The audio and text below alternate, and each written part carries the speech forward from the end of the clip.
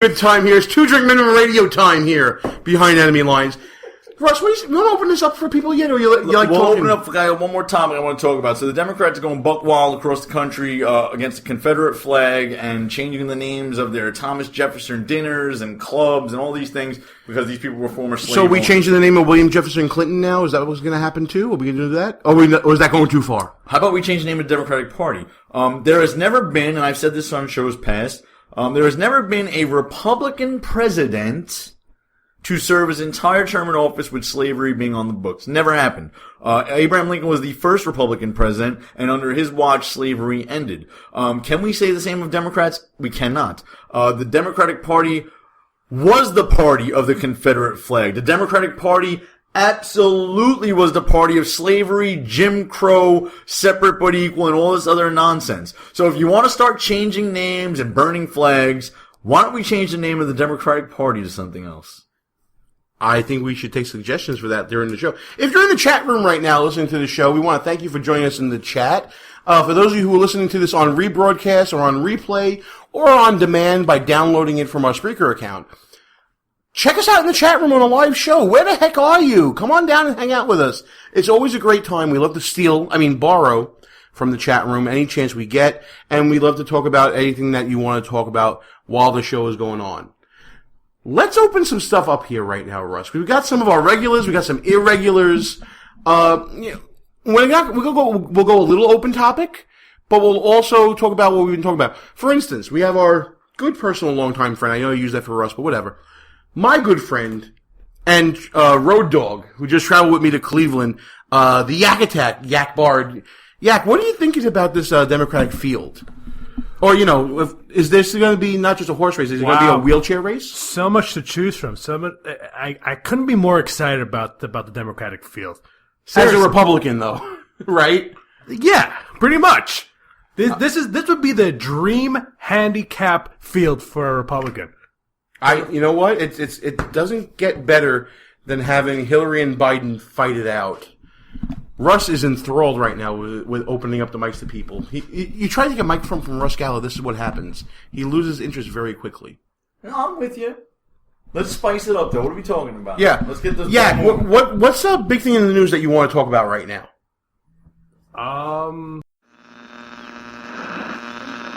Warning. For the next few minutes, you're going to experience an alternate reality where things don't always make sense. You're about to be a victim of the Yak Attack. You realize we're on air. We're on air. Come on now. He's like an 87 Ford Focus. He takes a while to warm up. So while you're warming up, can I go? He demands the mic, and then we're like, "What do you want to talk about?" Come on, Yak. And this is why we turned it hot, bro. And this is why we turned this into a two-man booth when we used to do this on after Y Army. This is why we stopped doing it, isn't it? This is why we stopped doing it. Yak, can I go off topic? Go off topic. Please say something. Yes. So I just want to. I'll give a shout out to. Oh, listen, we're not saying hi to mom and dad. Not to mom and dad. Who cares about them? But seriously, all kidding aside, oh my God. I don't. For those who've been following the BDS movement, there was a major setback. Now, what is that, Russ? The BDS movement? Because that sounds like some sort of disease. Yes, it is a disease. In fact, it is an organized effort to delegitimize Israel academically, economically, from the media and from the arts. So they picked on a Jewish American artist, Matthew Miller, otherwise known as Matt Ziao. So they actually tried to force him out. They did disinvite him from a reggae concert in Spain. And the support he got was outpouring that they re-invited him. And the guy was performing in front of Palestinian flags, singing about Jerusalem like in their face. So it was a major victory against a very bigoted movement, because this guy is an Israeli, and you can't say that he represents Israel in any shape or form. He was the only Jewish performer, and they only forced him to sign a declaration in support of the Palestinian statehood, and he wasn't going to do it. and they only single out because he was Jewish, and let's just call it for what it is, an anti-Semitic effort on a worldwide level, on an academic level. We now return you back to reality. And we're closing the open session. All right, so Gene, listen, but hold on, I'm just about dizzy. I have a transition. I can do it. Which topic was that under? Democrats, Trump, Biden, pro-Israel. I did say it was off topic. It was pro-Israel. Okay. It was pro-Israel and pro-hip hop, so it works out well. But I do have a piece of news. Here's a piece of news we can talk about. Oh my God, this transition is going to be horrible. But let's talk about ISIS for a second, Russ. And apparently Yak approves. You're a big terror guy. Obviously, we've heard about the destruction of some very significant relics in Palmyra in Syria, and how I'm sorry, I probably pronounced it wrong, but whatever. I'm Italian. Come on, guys, leave me alone. I thought you were talking about the Palmares. I'm not talking about Vito. Okay, I'm talking about Palmyra. The destruction of some very significant architecture that's been protected for thousands of years. All because ISIS. Since 1 AD. Thank you, William P. O'Neill. Since 1 AD. And ISIS goes in and destroys anything that's not a part of their worldview and part of their history. They want to wipe away anything that is not considered their view of Islam. Just another example, Russ, of the fundamentalism of ISIS and the radical nature of these killers, thugs, murderers, any type of word that you want to use. Yes, because I'm going to shift it slightly because it's in the same topic, unlike the drastic right turn that Yak took a minute ago. So yes, these people are savages. They're amongst us. They're amongst you idiotic and insane Western Europeans who, luckily for us, we're a little behind you. So our illegal immigration problem is from Mexico. Your illegal immigration problem is from Northern Africa, where guess what lives there? Lots of Muslims. And what kind of Muslims, you may ask, that are coming over your borders?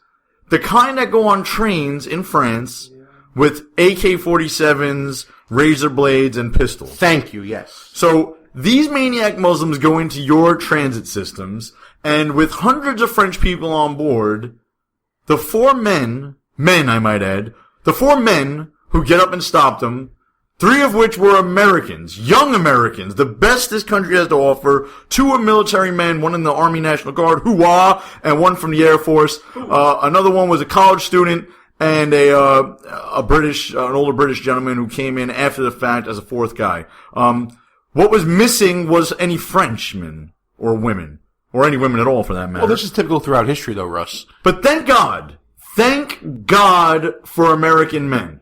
Thank God. Okay, you could say American women. I know a couple of them graduated the Ranger Academy with, trust me, the reduced standards that they now have. Trust me, they are reduced. But thank God for American men. And there's still a few left out there, people. There are a few left out there that have not become sissified and have not surrendered and have not, succumbed to this view that, maybe if we just talk to these people, we can figure it out. It was an action in the war against terror, which I know the president doesn't like to admit exists, and they were in a civilian capacity. They should get both awards, in my view. I wanted to actually ask you something in the same vein on this, Russ. You mentioned the female Rangers that recently graduated. I have a view on this. I think that we are ignoring the standards for what a Ranger should be by failing to acknowledge the difference between men and women. There is no difference, Gene. Don't you know men and women are the same now? Well, there's clearly a chromosomal difference. They're the same now. They're not the same. Okay. If a man wears a dress, he's a woman now. But by saying they're the same, Russ, aren't we opening ourselves up to more people being injured in this sort of training, especially more females being injured in this sort of training? And doesn't that mean that the costs of the training are going to increase? And doesn't that mean that, like you said, lowering the standards, we're going to get substandard Rangers and more people injured? I mean, come on. Who's ever going to admit that the standards were reduced, though? No one will ever. First of all, let me just go back for 1 second, please. I hate having to repeat myself every single time this topic comes up, but it must be done. It must be done. Anyone who currently says, well, we didn't lower any standards and the standards are the same for men and women. It's a lie. It is a lie. Men and women in the armed forces must meet different standards on their physical fitness tests. The physical fitness test for the Army, for instance, is push-ups, sit-ups, and a 2-mile run. Women of the same age group as a man, have to do significantly less push-ups, roughly half, significantly less sit-ups, and a drastically different run time for their 2-mile run. So, no one can say these standards are the same. So if a man and woman have the same score on their physical fitness test in the Army, that does not mean they're doing the same work. And they're not equally qualified to go into any type of school like a ranger school.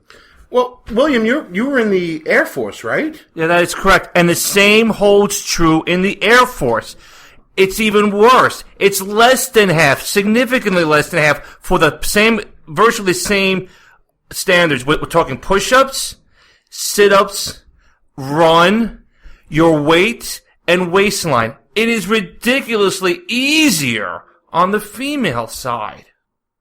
But we're not just talking about a basic training or an infantry level. We're talking about, we're supposed to be the best of the best. Why are we changing those standards? Is it just because we're succumbing to political correctness? Aren't we sacrificing the safety of the nation by succumbing to political correctness? I mean, we've already done that. I mean, we've allowed gays to openly serve in the military in combat units. We've already inserted women into combat units. I love the people who say, well, I know a woman who can kick your ass. And I know that those Army Ranger women were pretty damn tough. Listen, Ronda Rousey can kick my ass. You're right. Well, there's the one in a million. But that doesn't mean that she's fighting a heavyweight male. And true. And even if you can find the 1 in a million female, I don't care. You people who live in Manhattan and work in an office building, and there's a male and a female restroom, and there's probably, the same amount of men and women working in your little clean office, and there's people there to come clean your bathrooms. You don't have individual stalls and fluffy toilet paper. That's not what the military is. And when you go to train, and you have 99 men in a unit and 1 female, and we have barely any money to buy bullets, what do you think we gotta do when we have to deal with logistics now? How many female bathrooms do we have to build for that 1 female? So now if you had 2 latrines previously for the 100 men, guess what you gotta do? You gotta designate one of those latrines as a female-only latrine. So now you have 100 men cramming into 1 latrine and possibly, 3 or 4 shower heads, and you got a female who has a latrine all to herself. I mean, how does that... Think about what you're doing to these people. And that goes across the whole spectrum of the military, whether it be the reserves, which are broke now under this administration, active duty components, and that's just training exercises here in the United States. That's not talking about deployments or accommodations on a ship or submarine. It's insanity when you think of these things. The logistics of mixing men and women in combat units or forward deployed units is astonishing. It's astonishing. And you do nothing but weaken the military when you force this upon them. I don't think any more need be said. I think you got it right there, Russ. You got something. Oh, he's got more. Go. This just. I love a Gallo rant. Audience here. I love a Gallo rant. I mean, and then we start talking about equality, and this I know we've argued about it on previous shows. And the only reason I bring up previous shows, you can go to our archives on BehindEnemyLines.us and hear some of our old BehindEnemyLinesRadio.us. Wow, It's only been a year. He still doesn't know the show website. Listen, I'm in a rant here. But a good comment came here. The Selective Service. For those of you guys who are unfamiliar with this, it's the thing that Barack Obama forged when he wanted to become president. But besides that, the Selective Service. So when a male turns 18 years old in this country, citizens that is, and I believe residents are supposed to do the same thing, you are supposed to go to the post office and fill out your registration for the Selective Service. What is the Selective Service, you may ask? It is you registering for the draft. Now, men have to do this. You had to do it? By law, all men must do it. I did it. So when we talk about guy's equality, I did. we talk about equal and equality and women can be rangers now. Why can't they sign up for the Selective Service and register for the draft? What happens if you don't sign up for the Selective Service, you may ask? I believe that's a crime, isn't it? Not only is it a crime, you will be ineligible for things like financial aid. If you try to become a police officer in the great city of New York, you pretty much cannot become one. There are lots of repercussions for young men for failing to sign up for the draft. There are no repercussions for women because they're not required to. They're not even allowed.